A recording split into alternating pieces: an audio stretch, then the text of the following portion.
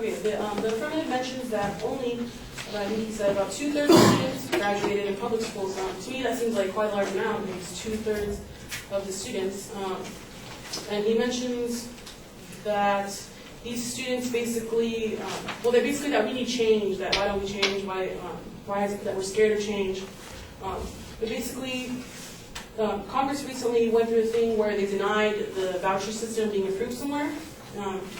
And he actually fails to say why it got denied, or if people need to change so bad, that why would Congress not approve this for the private schools. And actually, one of the reasons maybe they didn't approve it is because there are students who have the learning disabilities. There's actually some students who their parents put them into these private schools and they don't even know they have a learning disability. They end up doing some tests, and then the tests come back that they have a learning disability. But unfortunately, these private schools don't even have programs for children with learning disabilities. So therefore, it's basically like, not our problem, it's your problem, you figure it out. Some of these kids, like you said, they might be low income, they're somehow getting money and a way to go there. So if they have these learning disabilities and their school doesn't provide anything for them, what are these students supposed to do?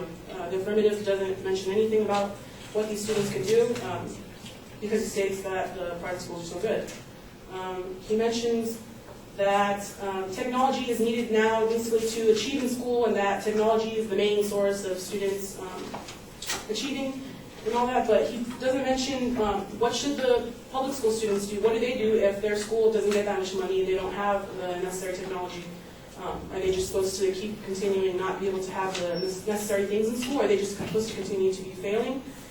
He doesn't give away for the students. He's basically saying that maybe you should just go to a private school, and then you don't have to worry about these problems.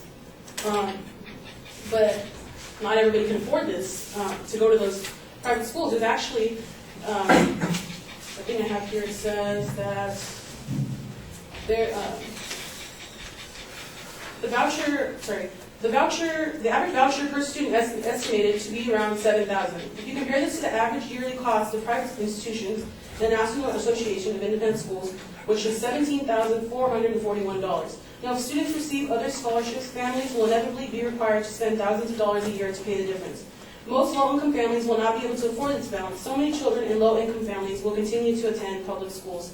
So basically, I'm trying to get the point across that these low-income families, they are struggling. Their families are going paycheck to paycheck. They barely even have enough money to eat or do anything else, nothing really for a fun time. So how are these people magically going to appear with thousands of dollars to pay the difference? It's not going to happen. There is no money for them. So therefore, they're going to do what they can and try to achieve in the public schools. He also mentions that the public schools are doing so bad, and so my thing is that if the public schools are doing so bad, then why are there such a large amount of students succeeding in school and going to 4 years and going to JCs?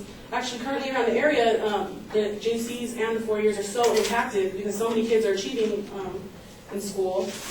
And so I think that basically just shows that public schools are doing their job. There are a number of students. He seems to just be pointing out the negatives of the public schools.